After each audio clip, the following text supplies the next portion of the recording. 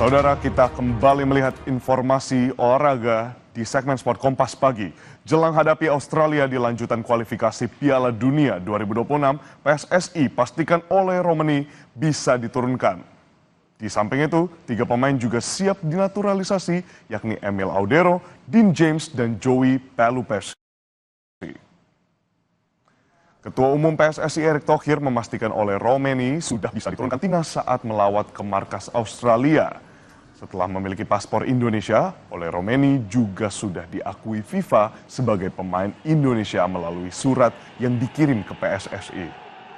Selain Ole, PSSI juga tengah berupaya mengejar proses alih warga negara 3 pemain lainnya. Ada penjaga gawang Emil Audero, wingback Dean James, dan gelandang bertahan Joey Pelupessy.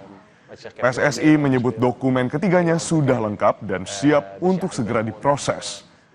Jika nantinya memungkinkan, ketiganya diharapkan bisa bermain di periodik kualifikasi Piala Dunia Maret, di mana Indonesia menjalani laga tandang melawan Australia dan jamu Bahrain di Jakarta.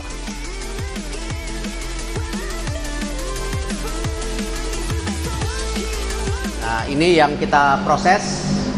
Saya sudah lapor Bapak Presiden, Pak Prabowo, sangat welcome.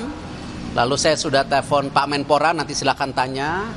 Dan minggu depan kita akan segera proses. Ya, kita akan mengejar supaya bisa main di bulan Maret. Ya, jadi kalau Ole sudah pasti bisa main. Tapi yang 3 ini akan kita push.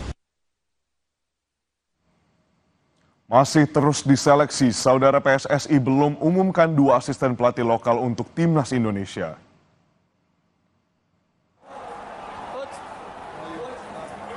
Kendati telah melengkapi barisan tim pelatih asal Belanda, PSSI belum mengumumkan 2 asisten pelatih lokal yang akan mendampingi Patrick Kluivert di timnas senior. Ketua Umum PSSI Erick Thohir menyebut Kluivert masih terus mendalami calon asisten pelatih lokal yang cocok untuknya. Rencananya, dalam waktu dekat, Kluivert akan mengumpulkan 8 kandidat pelatih lokal untuk berlatih bersama.